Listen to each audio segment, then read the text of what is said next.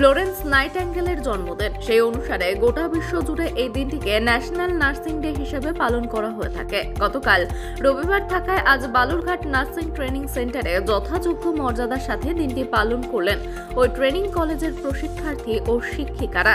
উপস্থিত ছিলেন জেলার মুখ্য স্বাস্থ্য আধিকারিক ডক্টর সুদীপ দাস সহ অন্যান্য অনেক।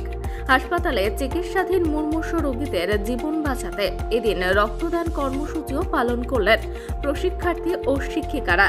মহতি এই কাজের মধ্যে দিয়ে ফ্লোরেন্স নাইটাঙ্গেলকে তারা সম্মান জানালেন। পালন করছেন গোটা জেলা মিলে আজকে 12th মে ইন্টারন্যাশনাল নার্সেস ডে। এবছর আমাদের নার্সেস ডেতে আমাদের our nurse our future our economy of India actually আজকে এবছরে আমাদের নার্সেস ডের থিম, সেটাকে মাথায় রেখে গোটা জেলার Balurghat district hospital, Gangarampur sub division hospital এবং নার্সিং ট্রেনিং স্কুল তারা অত্যন্ত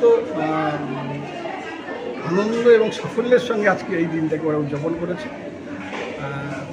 সমাজের প্রতি যে এক দায়বদ্ধতা নার্সেস আগাগোড়া ছিল, আগেও ছিল, এখনও যে আছে এবং তারা বদ্ধপরিকর সেটাকে সেই সামাজিক দায়বদ্ধতা বা মাথায় রেখে প্রত্যেকটা জায়গাতেই কালকে গঙ্গারামপুর সাব ডিভিশন হসপিটালে প্রায় 42 ইউনিট ব্লাড ডোনেশন ক্যাম্প করেছে তারা।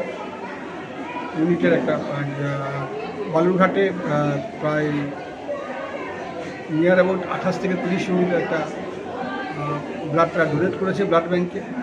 আজকে ব্লাড ডোনেশন ক্যাম্প অলরেডি চলছে। জেলা জুড়ে একটা রক্তের একটা সংকট আছে, সেইটাকে মাথায় রেখে নার্সেসরা যে সমাজের আরও ভালো কাজের জন্য বা সমাজকে আরও অনেক বেশি কিছু দেওয়ার জন্য যে এগিয়ে এসছে, তার জন্য সকলকে আমি জেলা স্বাস্থ্য দপ্তরের পক্ষ থেকে যে আন্তরিক কৃতজ্ঞতা এবং ধন্যবাদ জ্ঞাপন করি। ধন্যবাদ দিয়ে ছোটো করবো না তাদেরকে, তারা আগাগোড়াই মানুষের জন্য কাজ করে এসছে।